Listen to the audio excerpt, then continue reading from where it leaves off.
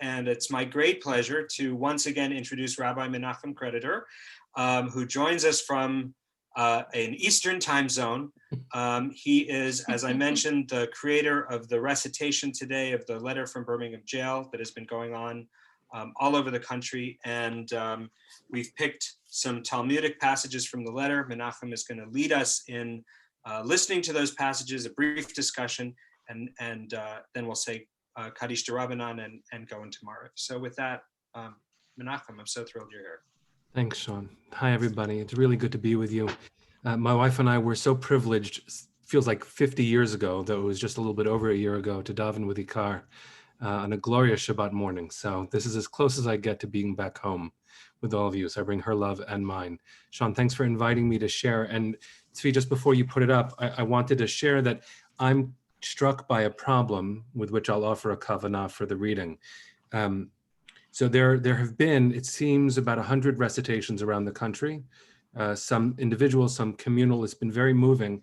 And it's an expression of American scripture, at least in the way that I was phrasing it. I think the way many people feel about what Dr. King wrote while in a prison cell.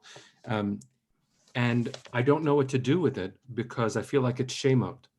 Right? For those of you who know the tradition, right? We don't casually throw away something that transforms paper into holy, sacred document. And I feel very healthily conflicted by what to do with this. And I hope that I'll have the problem every year until we don't need to hear these words anymore. So we chose a small section of the letter.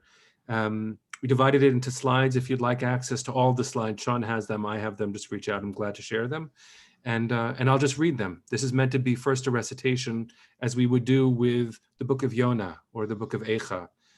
So we'll read the small section and then we'll talk for a moment. You express a great deal of anxiety over our willingness to break laws. This is certainly a legitimate concern. Since we so diligently urge people to obey the Supreme Court's decision of 1954 outlawing segregation in the public schools, at first glance, it may seem rather paradoxical for us consciously to break laws. One may well ask, how can you advocate breaking some laws and obeying others? The answer lies in the fact that there are two types of law, just and unjust. I would be the first to advocate obeying just laws. One has not only a legal, but a moral responsibility to obey just laws. Conversely, one has a moral responsibility to disobey unjust laws. I would agree with St. Augustine that an unjust law is no law at all. Now, what is the difference between the two? How does one determine whether a law is just or unjust? A just law is a man-made code that squares with the moral law or the law of God. An unjust law is a code that is out of harmony with the moral law. To put it in the terms of St. Thomas Aquinas, an unjust law is a human law that is not rooted in eternal law and natural law. Any law that uplifts human personality is just. Any law that degrades human personality is unjust. All segregation statutes are unjust because segregation distorts the soul and damages the personality. It gives the segregator a false sense of superiority and the segregated a false sense of inferiority. Segregation, to use the terminology of the Jewish philosopher Martin Buber, substitutes an I-it relationship for an I-thou relationship and ends up relegating persons to the status of things. Hence, segregation is not only politically, economically, and sociologically unsound, it is morally wrong and sinful. Paul Tillich has said that sin is separation. Is not segregation an existential expression of man's tragic separation, his awful estrangement, his terrible sinfulness? Thus it is that I can urge men to obey the 1954 decision of the Supreme Court, for it is morally right. And I can urge them to disobey segregation ordinances, for they are morally wrong. Let us consider a more concrete example of just and unjust laws. An unjust law is a code that a numerical or power majority group compels a minority group to obey, but does not make binding on itself. This is difference made legal. By the same token, a just law is a code that a majority compels a minority to follow, and that it is willing to follow itself. That is sameness made legal. Let me give another explanation. A law is unjust if it is inflicted on a minority that, as a result of being denied the right to vote, had no part in enacting or devising the law. Who can say that the legislature of Alabama, which set up that state's segregation laws, was democratically elected? Throughout Alabama, all sorts of devious methods are used to prevent Negroes from becoming registered voters. And there are some counties in which, even though Negroes constitute a majority of the population, not a single Negro is registered. Can any law enacted under such circumstances be considered democratically structured? Sometimes a law is just on its face and unjust in its application. For instance, I have been arrested on a charge of parading without a permit.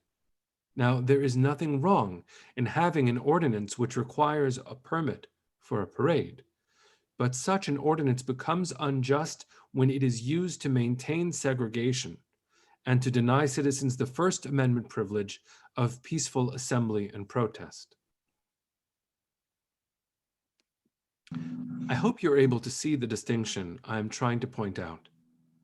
In no sense do I advocate evading or defying the law, as would the rabid segregationist. That will lead to anarchy. One who breaks an unjust law must do so openly, lovingly, and with a willingness to accept the penalty. I submit that an individual who breaks a law that conscience tells him is unjust, and who willingly accepts the penalty of imprisonment in order to arouse the conscience of the community over its injustice, is in reality expressing the highest respect for law.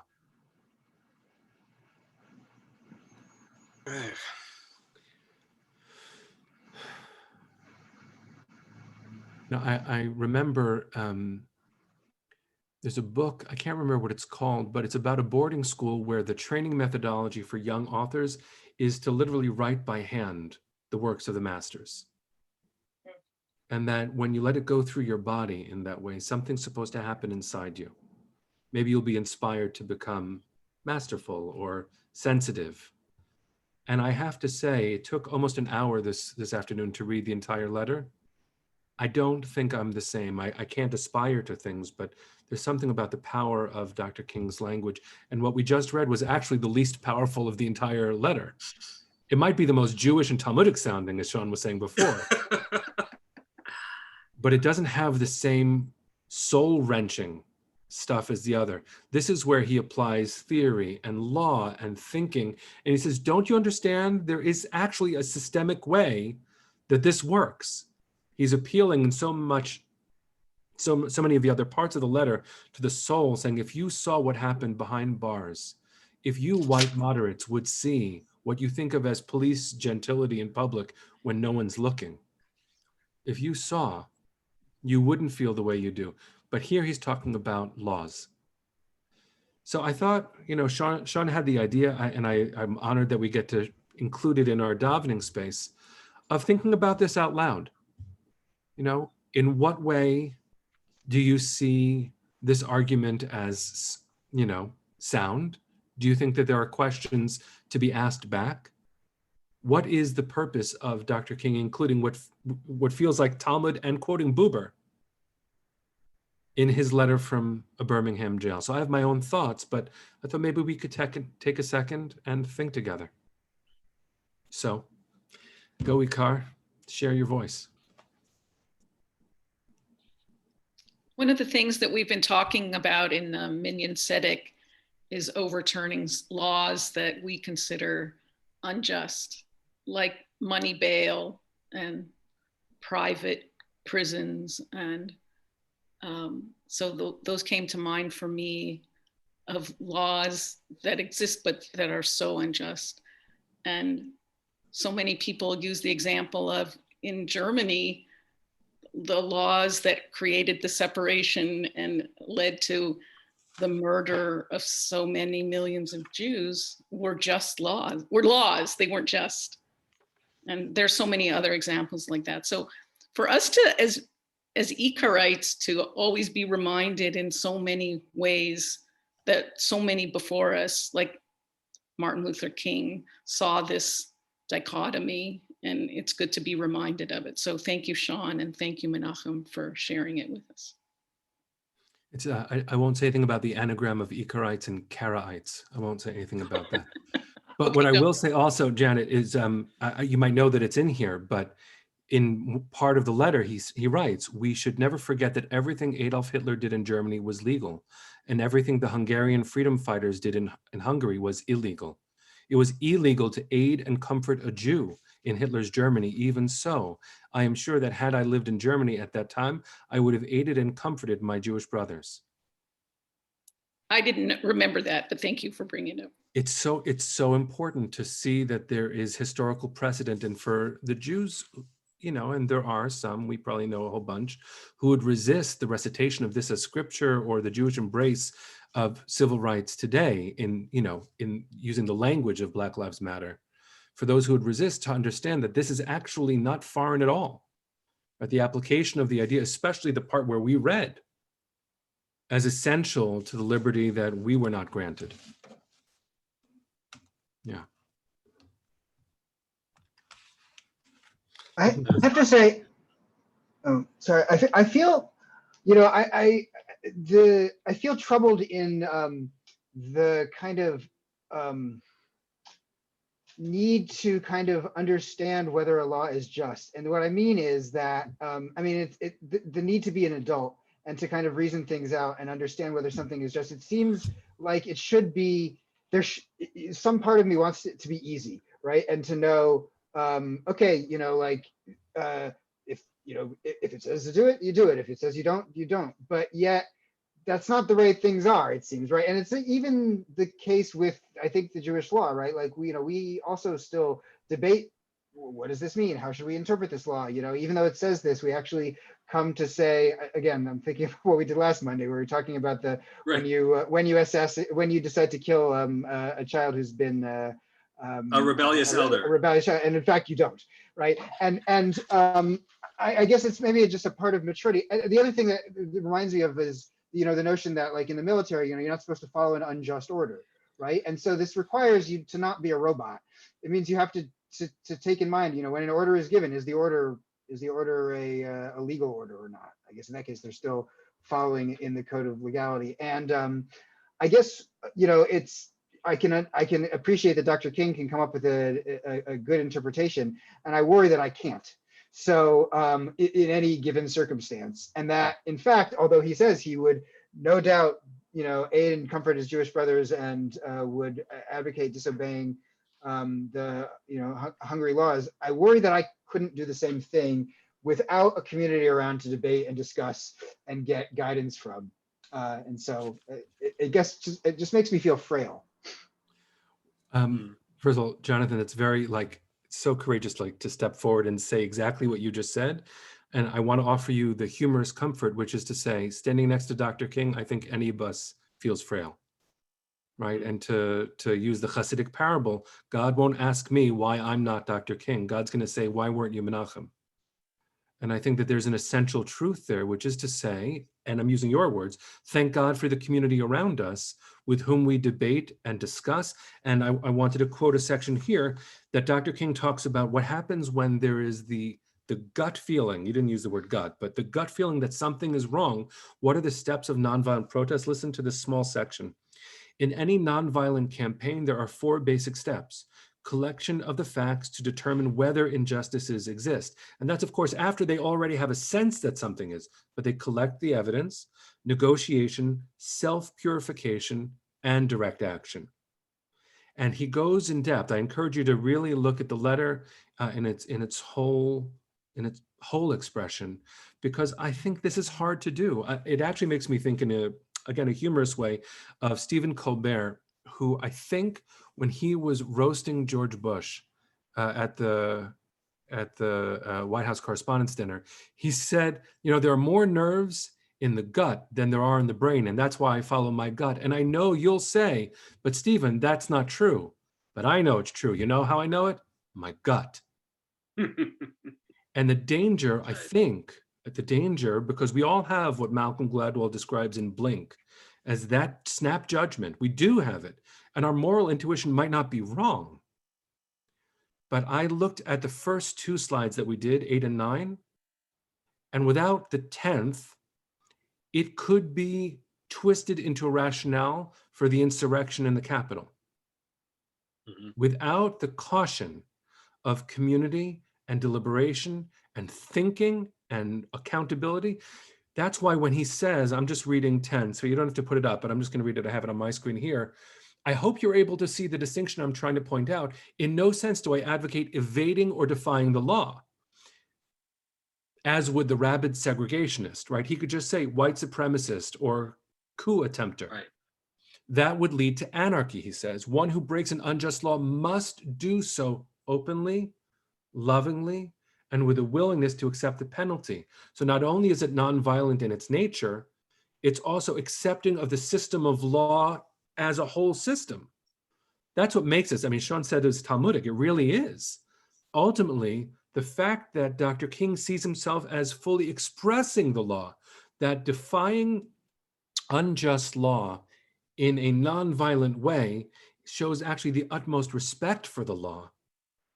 Talk about like prophetic rabbinic transformation.